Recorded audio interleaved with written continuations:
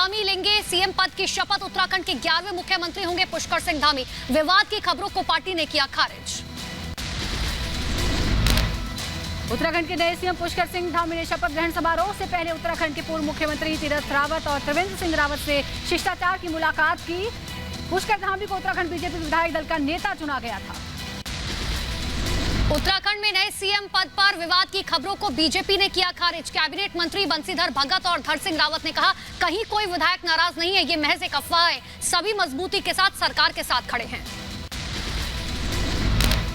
उत्तर प्रदेश में आगामी चुनाव को लेकर यूपी कांग्रेस अध्यक्ष अजय कुमार लल्लू का बड़ा बयान। कांग्रेस में अकेले चुनाव लड़ने की है क्षमता। प्रियंका गांधी वाड्रा के नेतृत्व में चुनाव लड़ेगी कांग्रेस। मायावती का यूपी कांग्रेस पर पलटवार। कांग्रेस में सी का मतलब कनिंग पार्टी है, जिसने केंद्र और राज्यों में अपने लंबे शासनकाल में बहुजन के वोटों से अपनी सरकार बचाने के बावजूद इन्हें लाचार और गुलाम बनाकर रखा। मध्य प्रदेश सरकार में मंत्री विश्वास सारंग का एआईएमआईएम प्रमुख असदुद्दीन ओवैसी पर करारा हमला। कहा, ओवैसी करते हैं तुष्टिकरण की बात। देश की एकता अखंडता को नुकसान पहुंचाने वालों को राजनीति करने का अधिकार नहीं। पंजाब में बिजली संकट पर नवजोत सिंह सिद्धू ने बिजली पर नया कानून बनाने की मांग की। सिद्धू ने ट्वीट करके लिखा, कांग्रेस आलाकमान का एजेंडा लागू हो, बादल सरकार के वक्त के बिजली समझौते रद्द किए जाएं। नवजोत कौर सिद्धू ने बिजली के बिल को लेकर सुखबीर सिंह बादल पर बोला हमला। कहा, सुखबीर बादल छोड़ दें सिद्धू परिवार के बिजली बिल की चिंता। जांच के बाद जो बिल आएगा उसे भर दिया जाएगा।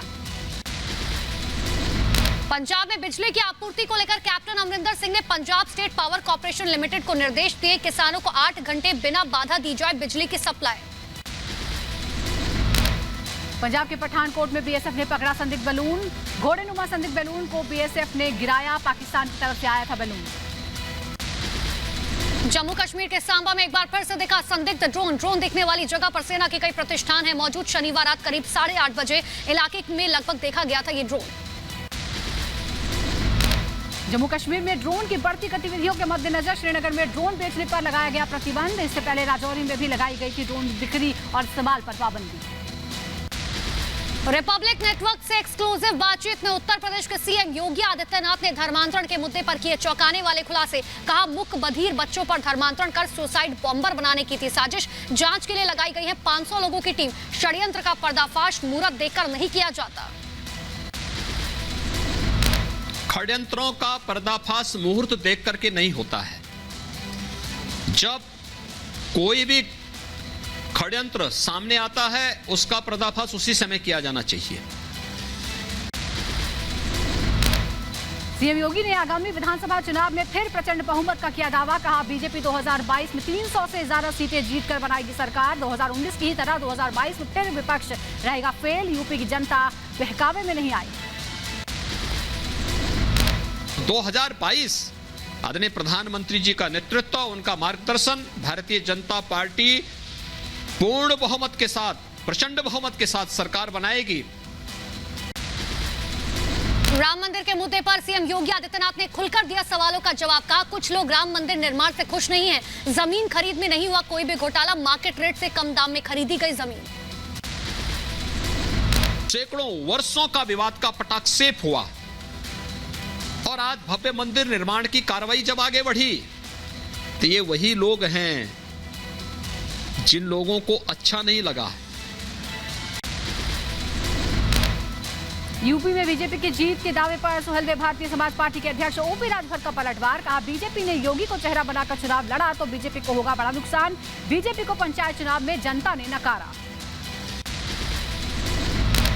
देखिए, बीजेपी जो सपना देख रही है ये भ्रम में जी रहे हैं। जिस तरह उत्तर प्रदेश में पंचायत चुनाव में जनता ने इनको नकार दिया।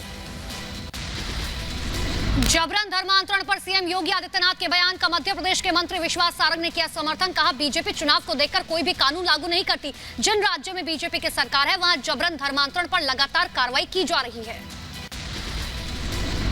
पहले ही धर्मांतरण के खिलाफ कानून बनाया और ये जो कार्रवाई हो रही है ये भी धर्मांतरण के विरुद्ध जो कानून बना है उसके तहत हो रही है।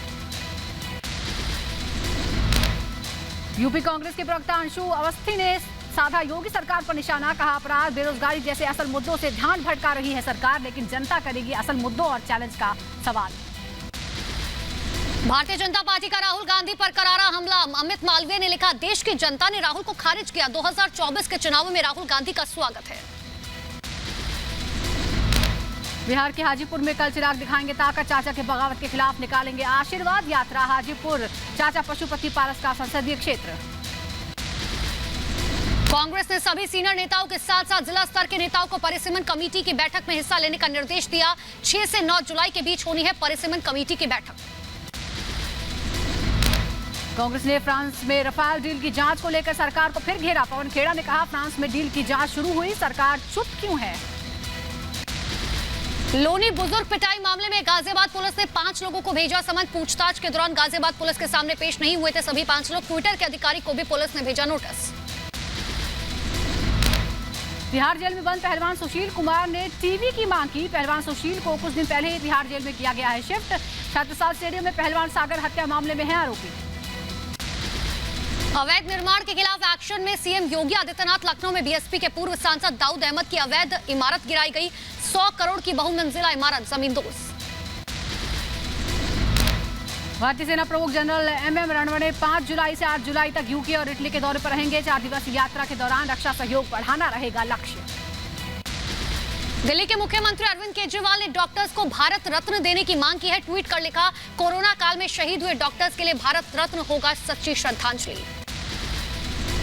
आम जनता पर महंगाई की मार, फिर बढ़ा पेट्रोल डीजल का दाम। पेट्रोल 35 पैसे तो डीजल 18 पैसे प्रति लीटर हुआ महंगा। दिल्ली में पेट्रोल 99 रुपए के पार पहुंचा तो वहीं डीजल 89 रुपए 36 पैसे प्रति लीटर पहुंच रहा है। यूपी के अलीगढ़ से फिर सामने आया लव जिहाद का मामला। नाबालिग लड़की को प्रेम जाल में फंसाकर निकाह करने का आरोप। पीड़िता की शिकायत पर पुलिस ने दर्ज किया केस। उत्तर प्रदेश के बुलंदशहर में लव जिहाद का एक और मामला सामने आया। महिला ने एक युवक पर जबरन धर्म परिवर्तन के बाद बलात्कार करने का लगाया आरोप। महिला की शिकायत के बाद युवक पर जबरन धर्मांतरण का मामला दर्ज। बिहार के पूर्णिया में देखते देखते नदी में समा गई निर्माणाधीन मस्जिद। कटाव के बाद से इलाके के लोग परेशान हैं। मदद के लिए प्रशासन से लगातार गुहार लगा रहे हैं। बिहार के मोतिहारी में देखते ही देखते गिर गया मकान। भारी बारिश और बाढ़ के कारण कटाव के चलते चंद सेकंड में जमींदोज हुआ आशियाना।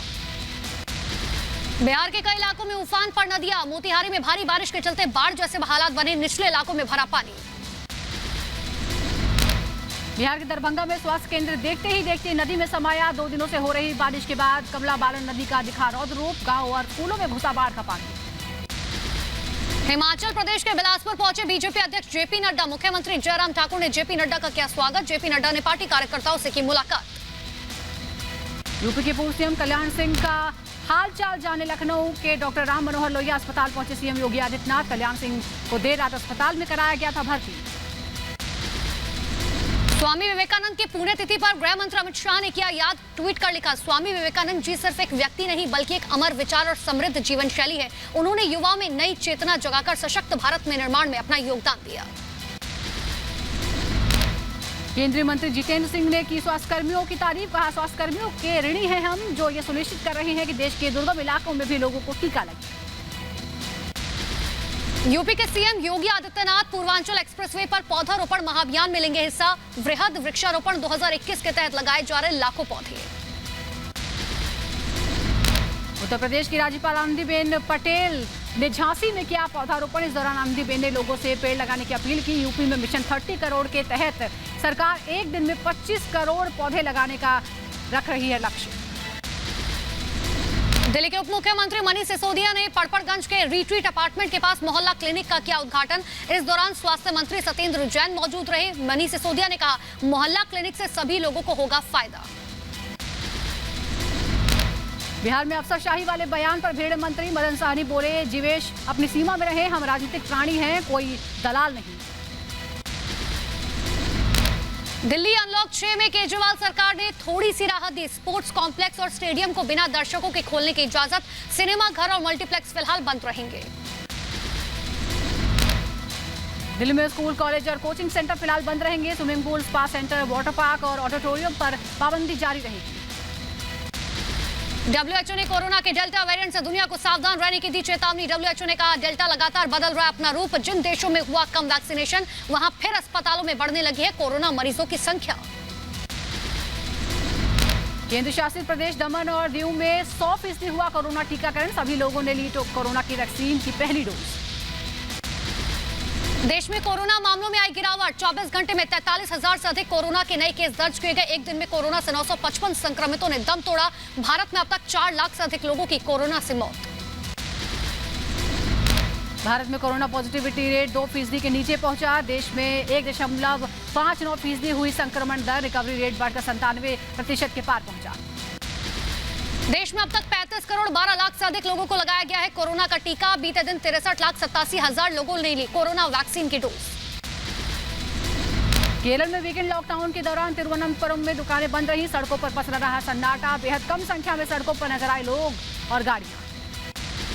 केरल के कोच्चि और कोट्टयम में वीकेंड लॉकडाउन के दौरान सिर्फ जरूरी सेवाओं को छूट। दुकानें बंद होने की वजह से सड़कों पर नहीं दिखी लोगों की भारी भीड़। कोरोना काल में करीब 2 महीने बाद रामेश्वरम में कल से भक्तों के लिए खोलेंगे मंदिर के द्वार। कोरोना संक्रमण में कमी आने के बाद सरकार ने लिया फैसला। कर्नाटक में लॉकडाउन में ढील के साथ कल से खुलेंगे मॉल और मंदिर। बेंगलुरु में मॉल्स में सैनिटाइजेशन का काम जारी। सभी को करना होगा कोरोना नियमों का पालन। यूपी के संभल में कल से खुलेंगे जिम। इजाजत मिलने पर जिम संचालकों ने जताई खुशी। कोरोना काल में कई दिनों तक जिम बंद रहने से कर रहे थे आर्थिक संकट का सामना। दिल्ली के इंदिरा गांधी अंतर्राष्ट्रीय एयरपोर्ट पर कस्टम विभाग ने पकड़ी 7.5 करोड़ की हेरोइन। चूड़ियों के पार्सल में अफ्रीका से दिल्ली के एक पत्ते पर भेजी गई थी ये हेरोइन।